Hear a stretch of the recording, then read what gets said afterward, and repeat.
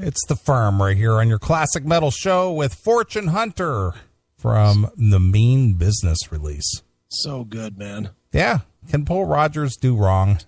No. The only thing that he did wrong was join the Queen guys.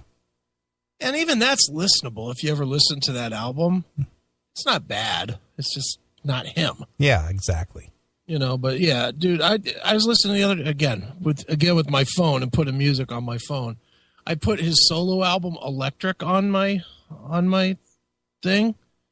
Fucking so good, man. Sure. Paul Rogers, he's just awesome, dude. And he's touring this summer. I think I got to go to that show. Yeah, that was what I was going to bring up next, as I see that Bad Company is touring this summer. Yeah, with Paul, I think I got to go. But still, one of my favorite things ever was that whole wedding thing with that I went to with Wardlaw, where Bad Company was the band. Sure. It was so awesome. And you've seen the pass that I have, the Black Company. Mm-hmm. Pass that they had specially made for the wedding, because right. It was our friend Steve Black from Detroit that does the radio show up there. Sure. And they came out and were the wedding band for Steve Black's wedding. It was awesome. Literally, I was 5 feet away from them while they're playing. It was awesome.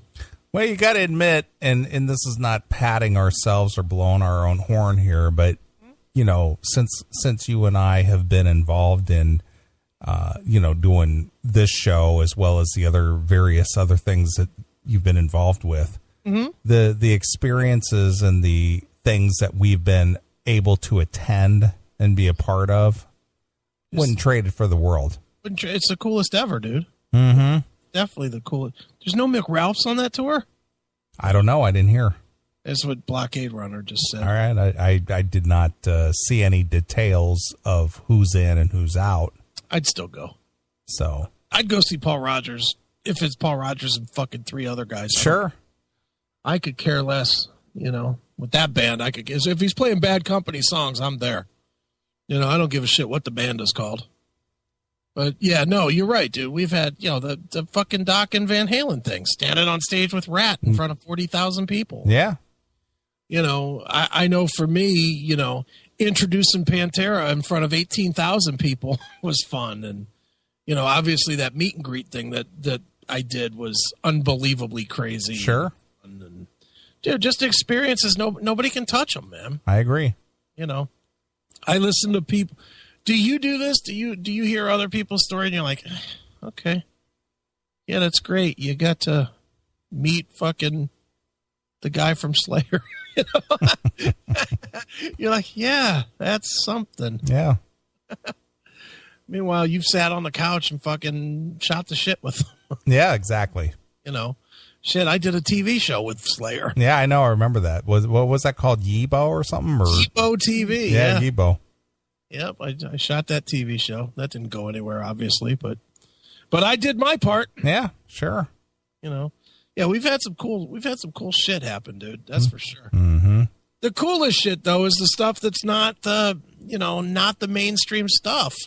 To me, of all of mine and your stories, some of the coolest shit is the stuff that really was kind of left of center, that really was not. To the bands, it was not a big deal. You fucking hanging out trying to get that fucking ID from Piercy. No one has that story in the world but you. True. Nobody else had that kind of a problem getting a fucking ID from Stephen Piercy. Right.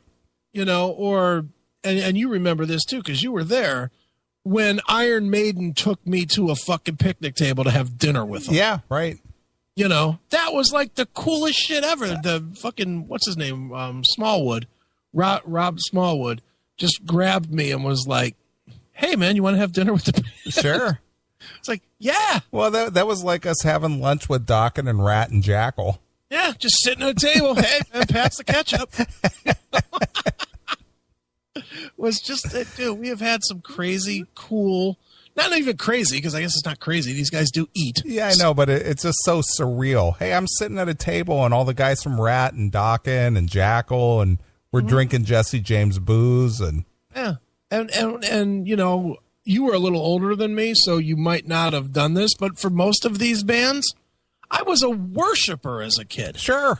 I was out in front of these bands when I was 14 years old, just dying to meet any of them. Holy fuck, there's the guy from Rat. I was that kid. Well, look at Dokken. Yeah. Dokken was like one of my favorite band in the 80s. I mean, just my favorite. And to become a personal bud, I know, it's crazy. That's weird. It is. But it's fun though. It is. It's fun. And it's fun the other way too. Like, at one point I would have fucking killed to meet Bobby Blotzer.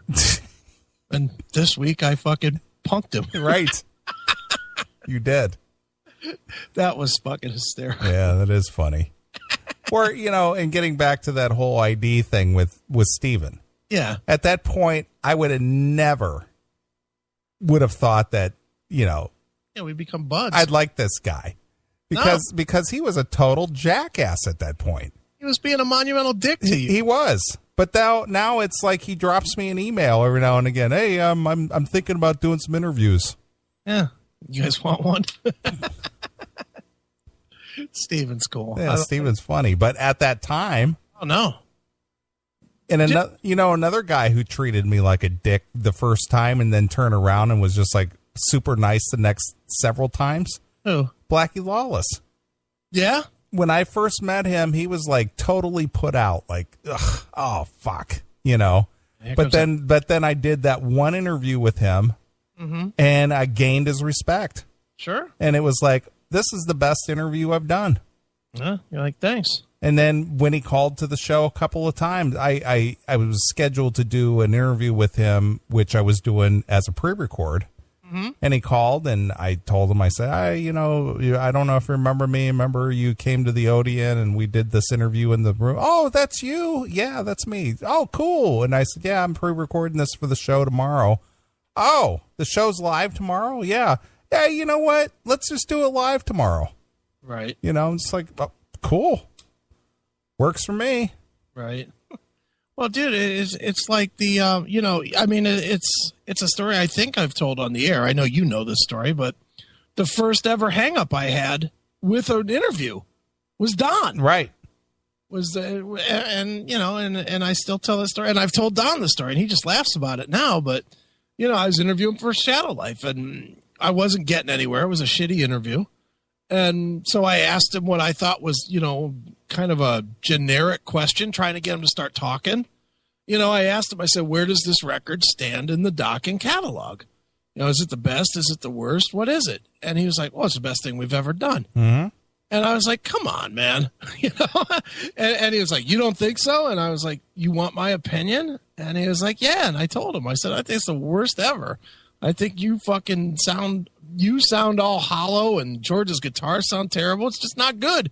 He goes, well, fuck you, man. And he hung up on me. Sure.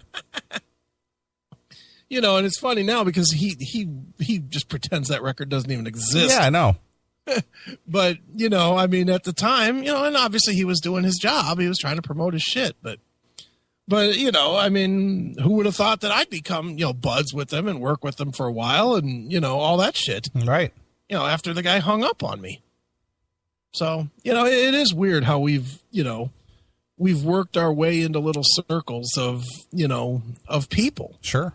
And even guys that were less big name guys, we've gotten to meet other people because of them. Right. I point to Adler as one. We both met Adler. Yep. Through Chip. And to Sheldon. Yeah, and through Sheldon. And Sheldon, we befriended just because we liked him. Right. I just sort of liked him. I liked like one song that I heard, and then he sent me all his music, and then him and I became friends. And then he just happened to get that gig with Adler. Right. It was crazy how that all worked out. But sure. Out of that, we got to meet and hang out with Steven Adler, which was cool. So, it is weird that we're definitely ingrained in that world, sort of. Yeah, I see you threw a little note out there today about Tony Harnell. Oh, yeah. Yeah, I hit up Tony. I know what's going on. I'll put it that way. I know what's going on with Tony. And I hit him up to see if he wanted to talk about it, because I heard it from somebody in whatever camp he's tied to. Mm-hmm. So I heard about it, and I hit him up, and I said, hey, I heard blah, blah, blah is going on. Do you want to come on and talk about it? And he was like, yeah, give me 2 weeks, and then I'll be able to talk about it. Sure.